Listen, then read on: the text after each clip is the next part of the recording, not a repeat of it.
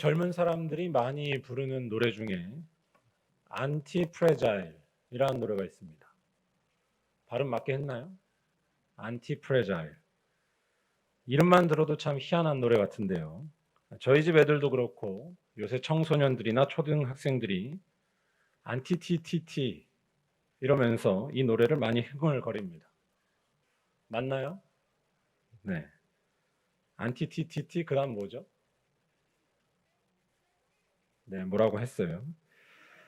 네, 르세라핌이라고 하는 아이돌 그룹이 부른 노래입니다. 이 노래 제목이 참 재밌는데요. 안티 프레자일. 여기서 안티는 무언가의 반대라는 말이고요.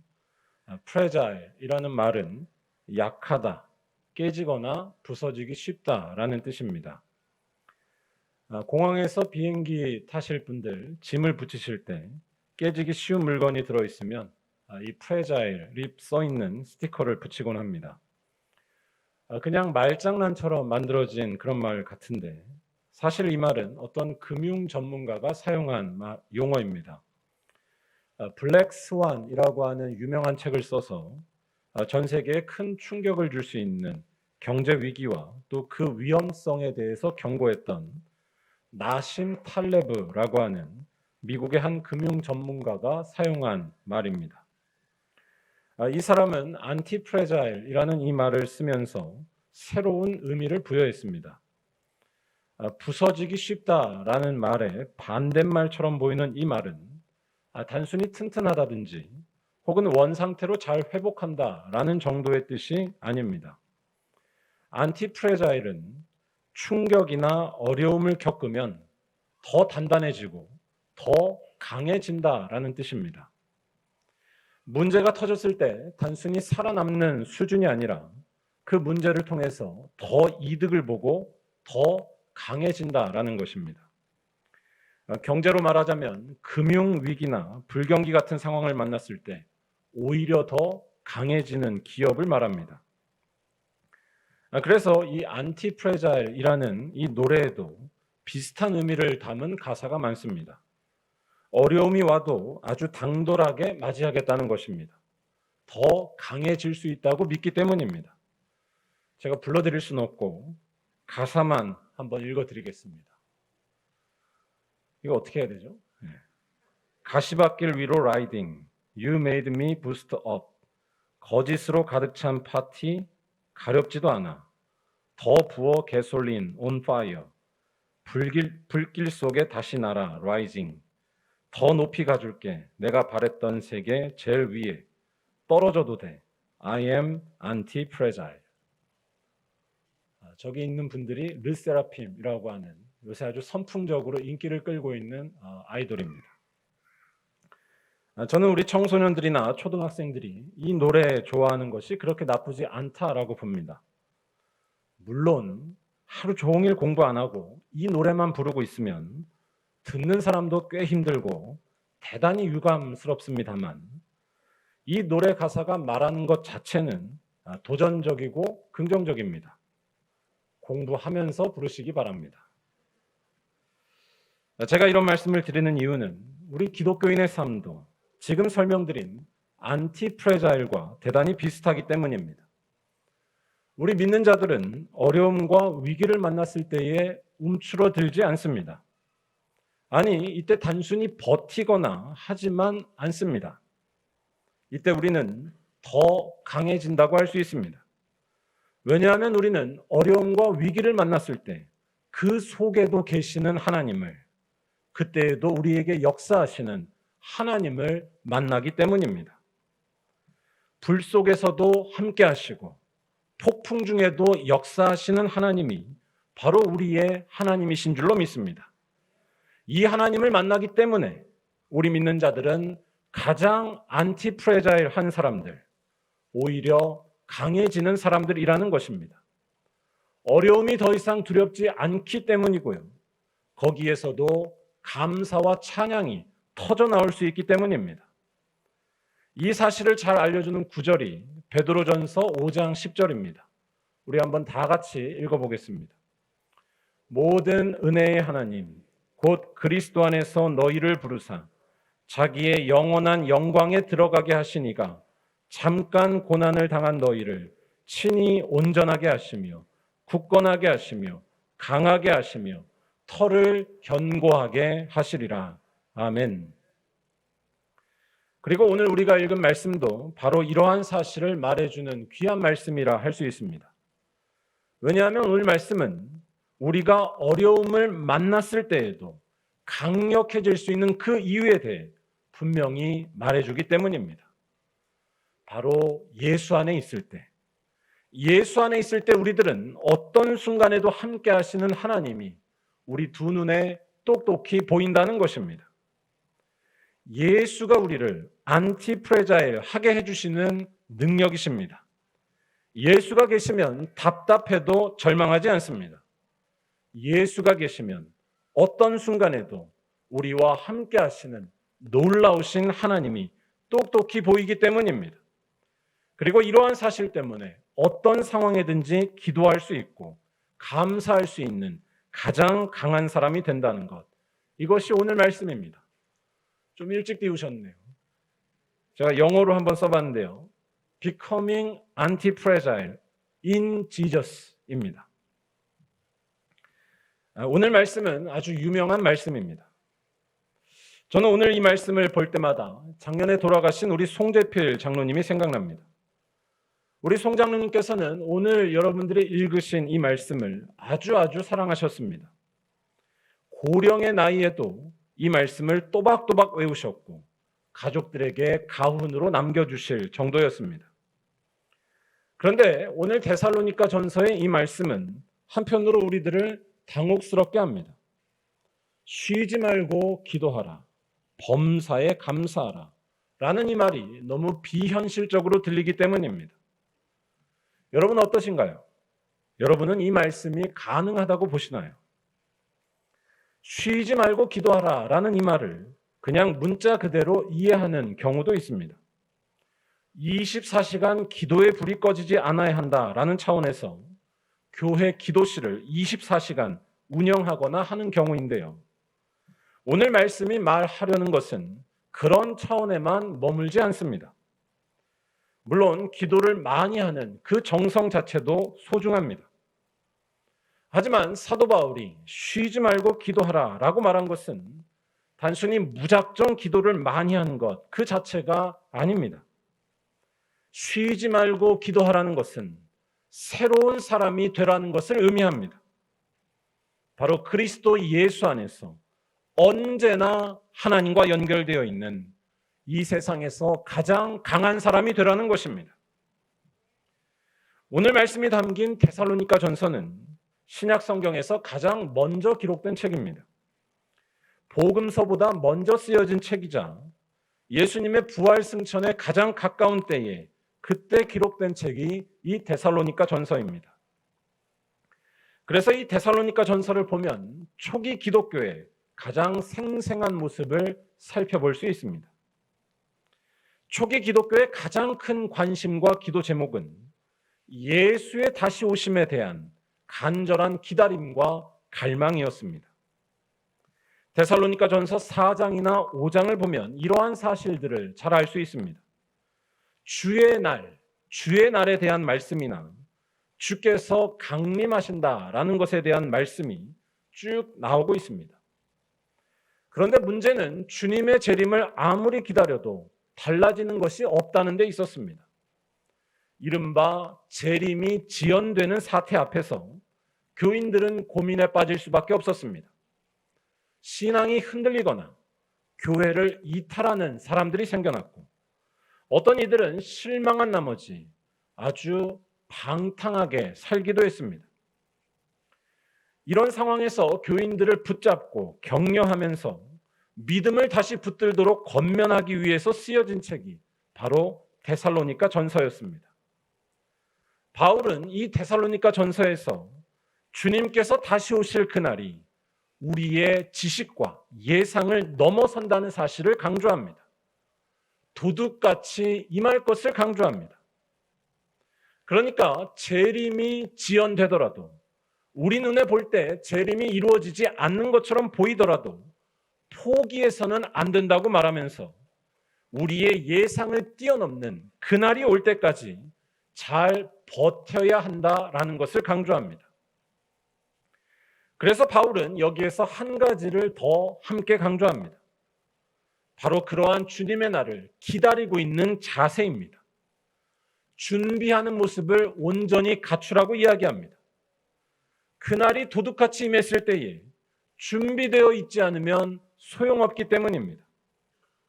깨어서 정신을 차리라는 말씀, 밤이 아니라 낮에 속하라는 말씀 등등이 바로 그러한 사실을 말하는데요.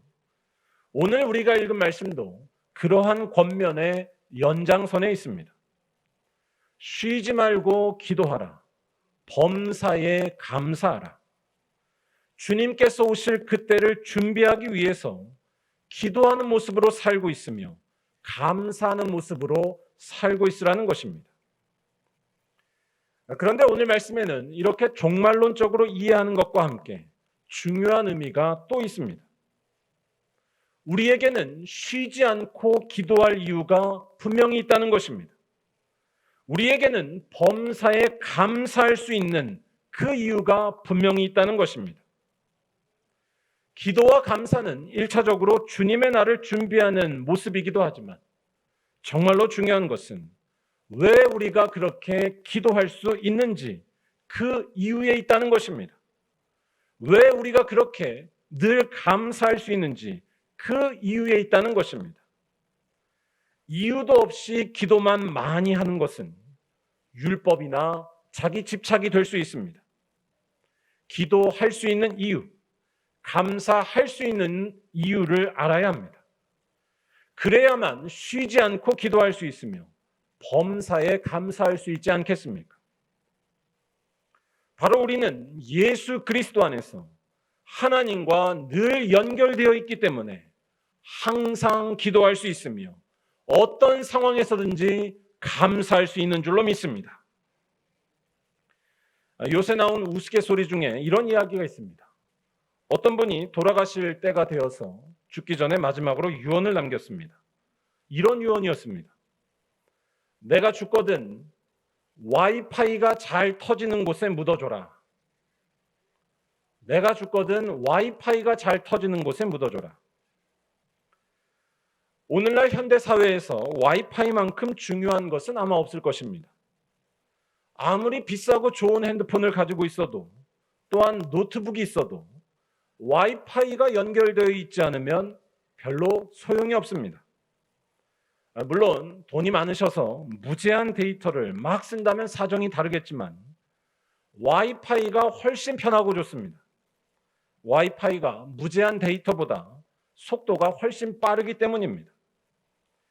즉 와이파이가 있고 없고의 문제는 삶의 질을 결정할 정도로 중요해지고 있습니다. 요새는 통신기본권이라는 말도 나오고 있습니다. 제가 뜬금없이 와이파이 이야기를 드리는 이유는 우리가 기도할 수 있고 감사할 수 있는 이유도 마찬가지이기 때문입니다. 우리에게는 하나님과 늘 연결되게 하는 살아있는 와이파이가 있다는 사실입니다. 바로 예수님입니다. 예수가 우리 영혼에 켜져 있으면 우리는 힘들어도 기뻐할 수 있으며 답답한 일들 속에서도 희망을 노래할 수 있는 줄로 믿습니다. 오늘 말씀으로 하면 항상 기도할 수 있고 늘 감사할 수 있습니다. 왜냐하면 예수는 우리가 생명이신 하나님과 늘 연결되게 하는 생명의 와이파이이기 때문입니다. 오늘 말씀이 그 사실을 분명하게 말합니다. 18절을 한번 잘 보시기 바랍니다. 18절에서 바울은 범사에 감사하라 라는 말을 한 뒤에 그렇게 부탁한 이유에 대해서 이야기합니다. 우리 한번 18절을 다 같이 읽어보겠습니다. 이것이 범사에 감사하라. 이것이 그리스도 예수 안에서 너희를 향하신 하나님의 뜻이니라. 아멘. 범사에 감사하는 것이 예수 안에 있는 하나님의 뜻이라고 이야기합니다. 예수 안에서 너희를 향하신 하나님의 뜻이라고 이야기합니다. 이 말을 우리를 향한 하나님의 잔소리나 혹은 사도 바울이 잔소리하기 위해서 하는 말 정도로 보면은 안 됩니다. 이 말에서 중요한 말은 그리스도 예수 안에서라는 말입니다. 그리스도 예수 안에서 우리에게 범사에 감사하라고 하나님께서는 말씀하십니다. 이 범사라는 말이 공동번역 성경으로 보면 어떤 상황에서든지라고 좀 더 정확하게 설명이 되어 있습니다. 어떤 상황에서든지 감사하라. 왜 하나님께서는 예수 안에서 어떤 상황에서든지 감사할 것을 명령하고 계신 걸까요? 거기에는 이유가 분명히 있습니다. 그리스도 예수 안에서 우리들은 어떤 상황에서든지 하나님과 동행하기 때문입니다. 어떤 상황에서든지 감사할 수 있는 능력이 바로 예수 그리스도 안에 있습니다. 아니, 더 정확히 말하면 그리스도 예수가 어떤 상황에서든지 감사하는 능력이시기 때문입니다. 바로 그리스도 예수는 어떤 상황에서든지 하나님과 연결되어 있으시며 하나님의 은혜 가운데 있으셨으며 하나님의 은혜를 믿어 의심치 않으셨다는 사실입니다. 제가 지난번 금요 기도회 때 한번 설교 때 말씀드린 적이 있는데요. 예수께서 성만찬을 제정하실 때 하셨던 말씀을 기억해 보시기 바랍니다. 마태복음 26장 27절에서 잔을 가지사 감사 기도하시고 라는 말씀이 나옵니다. 잔을 가지사 감사 기도하시고, 감사 기도. 십자가에서의 죽음과 고난을 앞두시고 감사 기도를 하시고 계신 예수의 모습은 언뜻 볼 때 아주 이상합니다. 이 기도를 식사 전에 하는 통상적인 기도로 이해하면 곤란합니다. 예수의 죽음은 예수 자신조차 이해할 수가 없었던 참으로 어려운 고통이었습니다. 우리의 관점에서 볼 때 예수님은 십자가에 비참하게 달리실 분이 아니었습니다. 하나님의 뜻을 위해 헌신하고 자기를 다 바친 사람이 결국 세상에서 버림받고 하나님마저 도와주시지 않는다고 생각해 보시기 바랍니다. 이런 일처럼 말도 안 되는 일이 있을까요? 예수의 제자들이 배신하고 도망간 것은 단순히 그들이 못돼서나 혹은 약삭빨라서만이 아니었습니다. 이해할 수 없는 일들 때문이었습니다. 믿음의 패배로 보이는 상황 때문이었습니다. 그것도 하나님의 신실한 종이 하나님의 아들이 버림받고 죽임을 당하는 일이었습니다.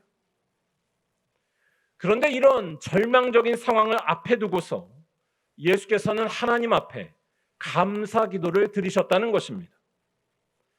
여러분, 예수님의 이 기도가 이해가 되시나요?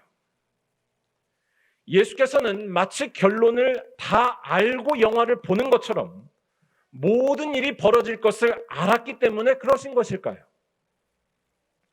예수님의 행동을 기계적으로 이해하는 것은 오히려 예수님을 모독하는 것입니다.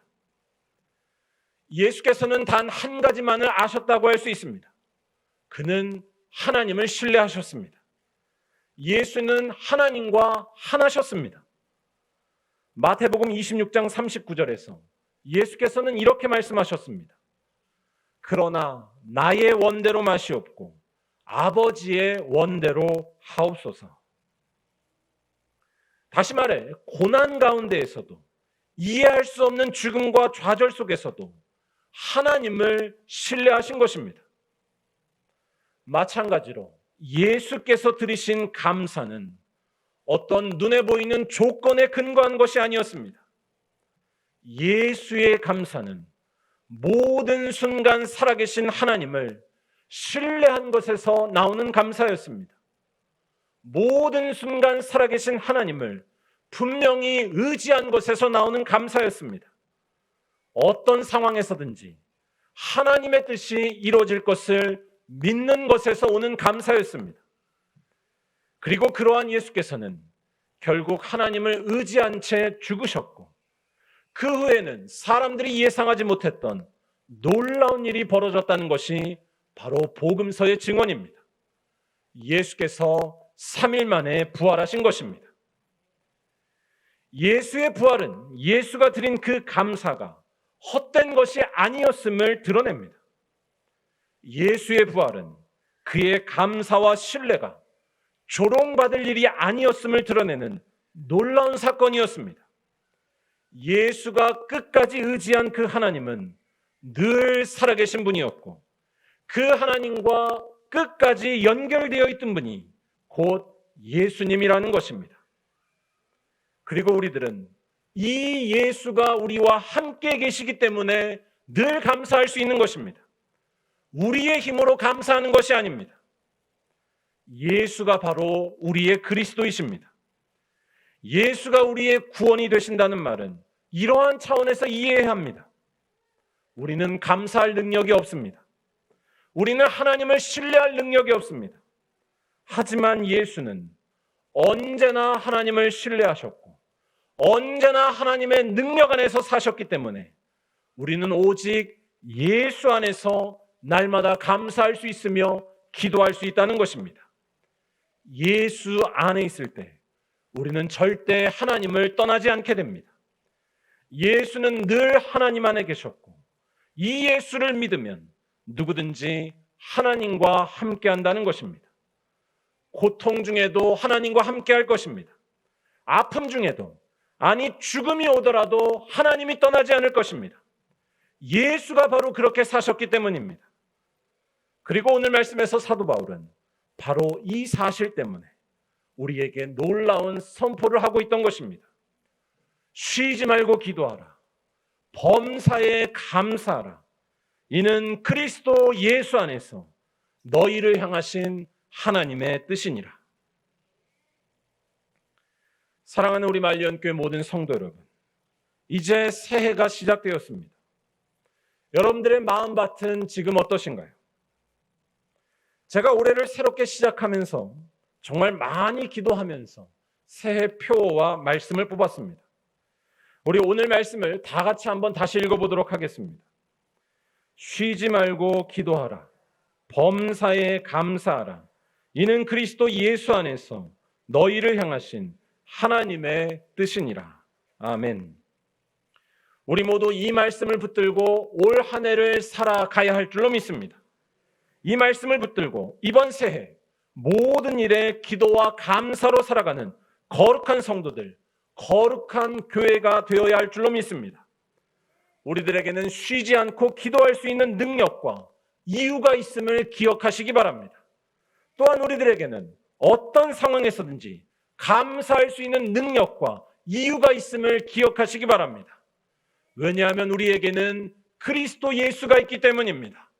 그리스도 예수 안에 있을 때 우리는 날마다 하나님과 교제할 수 있으며 그리스도 예수 안에 있을 때 어떤 상황에서든지 우리에게 생명을 주시는 하나님의 은혜가 보이게 될 줄로 믿습니다. 그리스도 예수 안에 있으면 생명의 능력이 마르지 않으며 그리스도 예수 안에 있으면 죽음도 우리를 굴복시키지 못하고 항상 기뻐할 수 있는 줄로 믿습니다. 그리스도 예수는 하나님의 생명이시고 그리스도 예수는 하나님의 능력이시기 때문입니다. 이제 이러한 목표를 갖고 살아가는 우리 모두를 위해서 이번에 새해 표 걸개 그림을 준비했는데요. 이 걸개 그림을 준비하면서 제가 두 가지의 성경 이야기를 떠올렸습니다. 한번 화면을 통해서 보여주세요. 제가 그린 그림은 아니고 디자인해 주신 분이 상상을 통해서 그려주신 것인데, 하나는 빌립보 감옥에 갇혀 있을 때 찬송하며 기도하던 바울과 실라의 모습입니다. 그리고 또 하나는 다음 것도 보여주세요. 낙심하면서 엠마오로 가던 제자들이 다시 예루살렘으로 기뻐하며 돌아오던 모습입니다. 여러분들에게는 이들의 모습이 어떻게 보이시나요? 이들의 모습에 담겨있는 자유와 해방의 능력이 보이시나요? 아무 것에도 구속되지 않는 날마다 감사할 수 있는 그 놀라운 능력과 기쁨이 보이시나요? 이들은 생명이신 예수를 만났기에 이 놀라운 능력을 맛볼 수 있었습니다. 예수를 만났기에 감옥에서도 찬송하고 기도했으며, 예수를 만났기에 모든 두려움을 물리치고 예루살렘으로 다시 기뻐하며 뛰어갈 수 있었습니다. 예수는 하나님의 능력이시고, 예수는 하나님의 구원이시며, 예수는 하나님이시기 때문입니다. 우리 말리언교회 모든 성도들에게 올 한 해 이러한 능력이 차곡차곡 쌓이시고 충만해지시기를 간절히 축원합니다. 이러한 능력을 쌓기 위해서 더욱더 기도하시고, 더욱더 말씀 보시고, 더욱더 사랑하시고, 더욱더 섬기시기를 바랍니다. 예배에 빠지지 마시고, 기도하기를 멈추지 마시고, 가난한 자를 외면하지 마시기 바랍니다. 그리하면 예수께서 여러분의 삶에 임하셔서 참 기쁨과 자유를 주시고 참 소망을 충만케 하셔서 가장 강한 사람으로 만들어 주실 줄로 믿습니다. 바라기는 이러한 믿음의 역사와 능력이 2023년 우리 말리언교회 모든 성도들에게 충만하시기를 주님의 이름으로 간절히 축원합니다. 기도하겠습니다.